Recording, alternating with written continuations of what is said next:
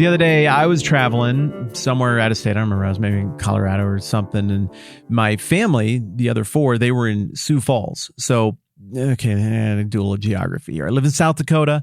On the far west side of South Dakota by Mount Rushmore and the mountains and everything is Rapid City. That's where we live. And then on the far east side of the state is the other big city in South Dakota, and that is Sioux Falls. And by big city, I mean like 150 to 200,000 in the whole metro area. These aren't huge towns, but it's kind of an odd layout, sort of a dumbbell shape for the population distribution of the state. So that gives you a sense of how spread out we are. So it's the kind of thing where we would, of course, want to catch up with each other. And I fired off a phone call to the family when I got a break. I was like, hey, how's the day going? How are things over there? And I could tell that my daughter was really excited. And she's like, well, check your phone. And she fired me a picture. And I look at the picture. And it's my daughter's hanging out with the governor of South Dakota, Kristi Noem. Now, while I'm offering no political judgment one way or the other in this conversation about Kristi Noem as a governor, I was still really pleased to hear the account of how she interacted with my daughters when they were brave enough to walk up to her in a Costco and be like, I think you're our governor. We just wanted to say hi. Like, yeah, she was great. She treated my kids well. So that's cool. But here's the thing. If I had called them and been like, well, how was your day? And they were like, oh, we went to Costco and we did some other things and shopped a little bit and we got lunch and now we're going home. And they just omitted the part where they ran into the governor and then boldly approached her in public and asked if they could say hello and take a picture. Like if they left that out, it would be such a glaring omission that it would almost seem dishonest. Why would you withhold that? It's such a big deal. But I could imagine social reasons or a framing where in their recounting of the day, that wasn't something that they wanted to tell me that time around. And we can imagine scenarios where things that would seem like a really big deal to us, the listener, are not the point of emphasis of the person telling the story. Likewise, when we look at the Bible, particularly the four Gospels, and we line them up next to each other and we compare, we discover that there are details in some of the other Gospels when we're reading one. In this case, we're working on the book of Matthew. We discover that sometimes there are stories or little details or tidbits that are really good and that seem like a very big deal. And then it can be kind of strange and confusing as to why that is being left out of the one that we're reading. Hopefully there's some good reason. I mean, you hope that something that's that big a deal wasn't just an accidental omission. Well, we have one of those situations here in Matthew 27 with the crucifixion involving this criminal on the cross situation. All right, Matthew 27:38. Two robbers were crucified with him being Jesus, of course, one on his right, one on his left.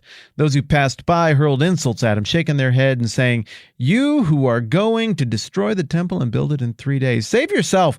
Come down from the cross if you're the Son of God. In the same way, the chief priests and the teachers of the law and the elders mocked him. I mean, you'd think they'd be above it because just their jobs and their outfits and stuff, but no, they're jumping in too. Back to the quote from the text, verse 42 says, he saved others, they said, but he can't save himself. He's the king of Israel. Let him come down now from the cross and we'll believe in him. He trusts God. Let God rescue him now if he wants him. For he said, I'm the Son of God. In the same way, the robbers who were crucified with him also heaped insults on him. And from there, it just goes on through the rest of the crucifixion. Wait a minute. Something's missing, right? I mean, you all have heard this story, and admittedly, of all of the parts of the story of Jesus' life and the Gospels and everything, the part that runs together the most is the crucifixion, resurrection stuff.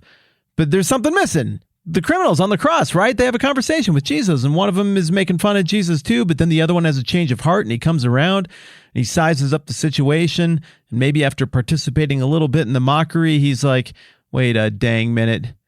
No, we're getting this wrong. Remember me in paradise. And Jesus is like, yes, I tell you, I will see you today in paradise. But that just isn't happening here in Matthew. Why would Matthew leave out a detail like that Luke over in, it would have to be chapter 23, I suppose. Yep, 23. Why would Matthew leave out this detail that Luke includes? I mean, it's an amazing, beautiful anecdote. And it's one of the smoking gun moments where Jesus specifically says, I tell you the truth, today you will be with me in paradise. Like, that seems like it's a really big deal in terms of the equation of how a person goes from not a citizen of the kingdom, not a citizen of heaven, to being a citizen of heaven. But Matthew totally neglects it. Well, I think the answer to that comes in what the agenda of the storytelling is. Let's go back to the situation with my kids seeing Governor Kristi Noem. Let's say that the thing they really wanted to relay about the day was whether or not they purchased the things that they traveled to, let's say, purchase. And they were very excited, let's say, to run down the list of items they were able to obtain and to regret to inform me about the couple of items they were not able to obtain. And this shopping list was the key focus of the entire event. They're not particularly political young people. Maybe in such a scenario, the agenda of the phone call and the report they're giving, if it were to give me the details of these acquisitions or lack thereof, maybe we ran into some like government person who does government or sign on something like that. Maybe it just wouldn't matter that much to them for what they were trying to accomplish. Now, in this scenario, they did know that running into the governor is kind of a big deal and getting to chat with the governor is kind of a big deal. So they did let me know. Well, correspondingly, back to the Bible question, we got to think then. What's Luke going for and what's Matthew going for? Luke, you'll recall, is going for vindication. He's trying to say, look, everybody from all these different walks of life could see who Jesus actually was. And they got him for crying out loud. This criminal on the cross next to him, that guy even got it. No, the Romans and the Jewish leadership, they really got this thing wrong. Christ is innocent. Christ is vindicated, even though the law might make it look like he was somehow a bad guy. In this case, the law failed and got things wrong. Matthew, on the other hand, seems very interested in demonstrating that Jesus is the completion of the stuff in the Old Testament. He's the fulfillment of the law and the prophets.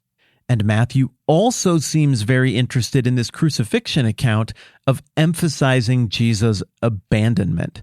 He's left for dead by the people who love him the most. He's even abandoned, in a sense, by the Father. The Father doesn't respond to this mockery that's happening at the cross from the criminals, from the religious leaders, from the crowd. The Father turns away and allows these things to happen to his Son on the cross. So with all of that in mind, you can kind of see why Matthew would leave it out, even though it is an awesome story.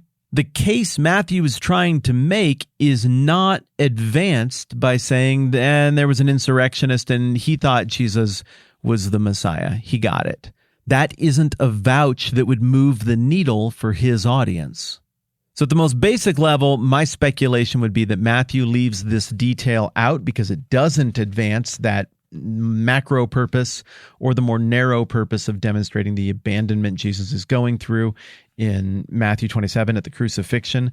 But then you might wonder, well, then why include the criminals on the cross at all? Why not just leave those details out? Because it's bloat. It's taking up extra space. Like what? Some criminals said a couple mean things.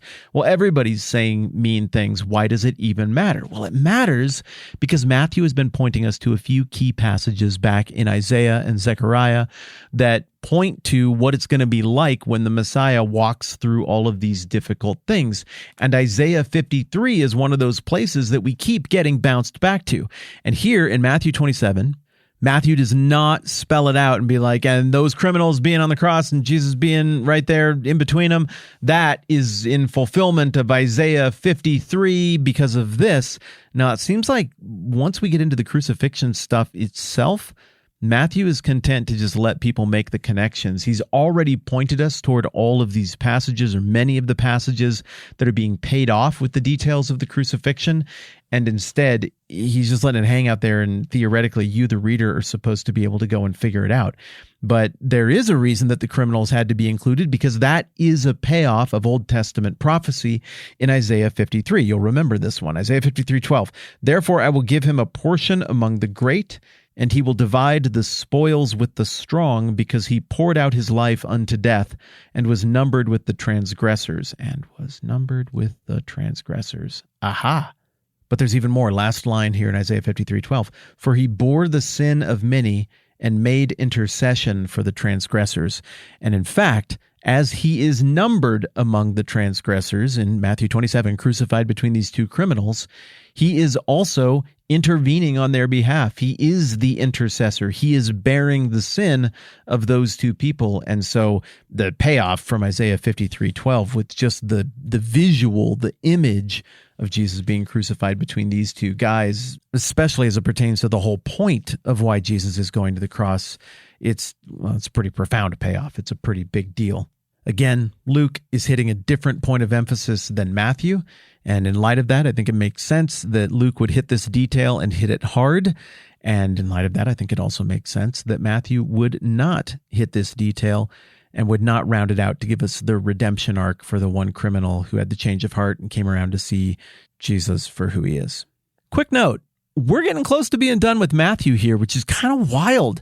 I love this book, and I'm having so much fun with it, and we are 3 years into this project as of, I think, this week. This episode marks 3 full years of working on the book of Matthew to try to get this in our hip pocket.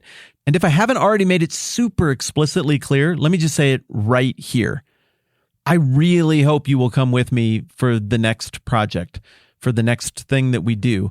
Esther, as most of you probably know, is the next full book of the Bible we're going to do together. I am throwing crazy amount of work at that to tackle Esther in a way that is unique and interesting and absolutely drenched in an era in history that most people don't know a lot about. I've learned so much about Persia and the setting of this story. I think this is going to be amazing. And I'm so hoping you are not only planning on coming along for this next book, but I'm hoping also that you see this as a good opportunity to invite somebody you care about to be a part of the conversation.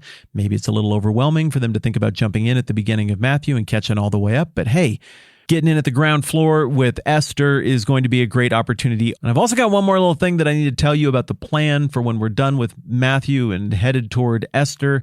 And I'll get you up to speed on that, hopefully a little bit later on this week. Thank you so much for being a part of this Matthew thing with me. And I'm super, super excited to go and tackle the next book of the Bible with you. It's going to be fun. I'm Matt. This is the 10-Minute Bible Hour podcast. Let's do this again soon.